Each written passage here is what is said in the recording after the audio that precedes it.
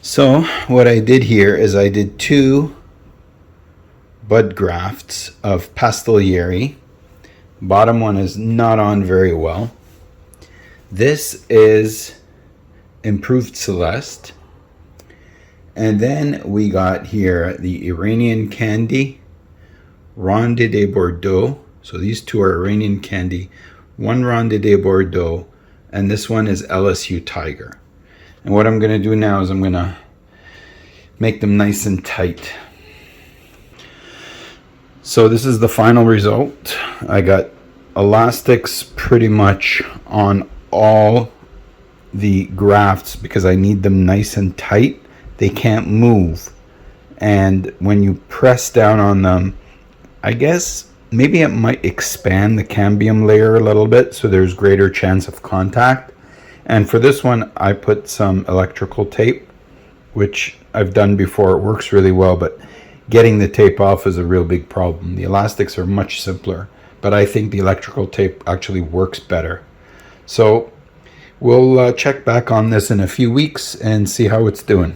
But before I do, I just wanted to say that if you're enjoying these videos, please subscribe to my channel, put a like on the video, and hit that bell icon to be notified when the next video that I release drops. You definitely want to see what happens after this project. And leave me any comments or questions that you have. I always try to come back and answer everything. I will tell you that all the varieties of figs I picked for this tree are super early and made for short, cold weather climates like mine. So this tree will be a fantastic addition to anybody's fig collection, or even if somebody just wants to have one tree with multiple varieties. This tree is phenomenal. It has different flavors and different colors of figs all going on at the same time. So here is a 2-week progress of our grafted fig tree. And what I've done is I've mixed some fertilizer in there, and I'm going to be giving it a little shot because we saw how nutrient deficient this soil is. And to be honest with you, it's not really stopping this thing from taking off. Let me get the phone off the stand here and I'll show you that we actually, it's only been 2 weeks, we actually have some action. Look at that. Let's see if I can zoom in there.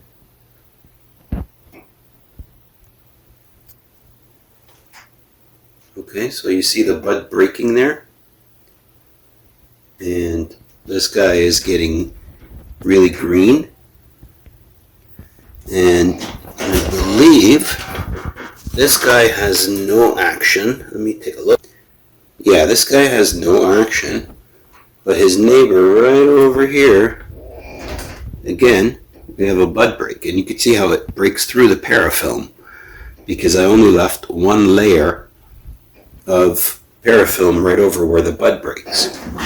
And then we go down here, and I don't have any action here, and I don't have any action,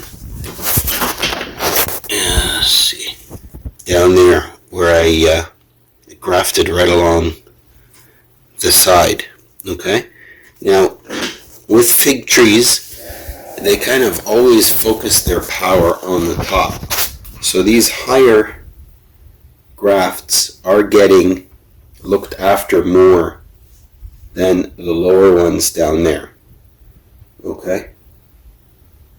So those bottom ones could still be coming, but we'll see. All right.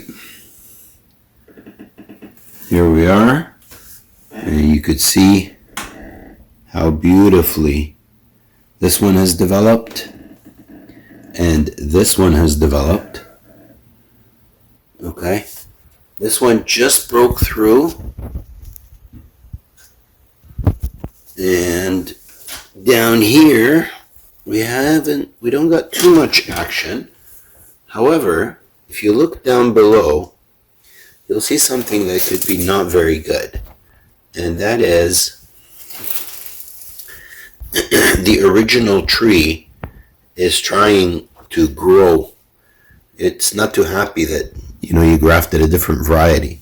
So it's very important to remove these, because they will compete with this up here. And I'm trying to determine down here also, it looks like I got to remove that. So you want to keep watching. Look at back here. Anytime you see any growth from the original tree, you want to remove those. And this way all the power will go to the buds that you've grafted. Down here, I would say that I was not very successful with this one and this one. So those are probably gone, and even this here. Now it could be, again, because fig trees focus their growth more on the top.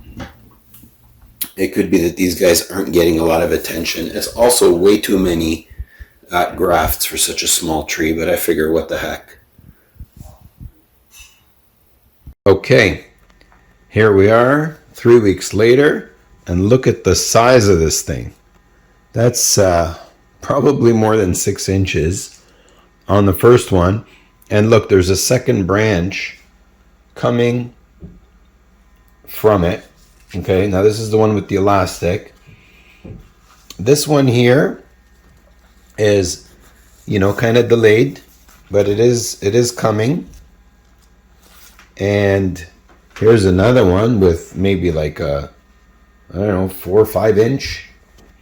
This one here started sprouting and put out a fig. So we got a fig. Okay, now these bottom two, unfortunately, they have not come through yet. Believe it or not, they still may come through.